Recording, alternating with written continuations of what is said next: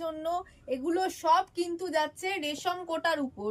প্রত্যেকটা রেশম কোটার উপর থাকছে অ্যাপ্লিক করা একটা ডিজাইন। আমি খুলে দেখাবো তোমাদের। এটা কলমকারি প্লাস ইন্ডিগো দিয়ে পুরো কাজ করা রয়েছে। এগুলো হচ্ছে সামারের পক্ষে খুব অ্যাপ্রোপ্রিয়েট রেশম কোটা। এগুলো কিন্তু দেখতে যেমন লাইট ওয়েট, পরেও খুব আরাম। এগুলো পুরো বডিতেই থাকছে এরকম ছোট ছোট কাজ করা, আর আঁচলটাও এরকম যাচ্ছে ইন্ডিগো আর কলমকারি দিয়ে অ্যাপ্লিক করে বসানো।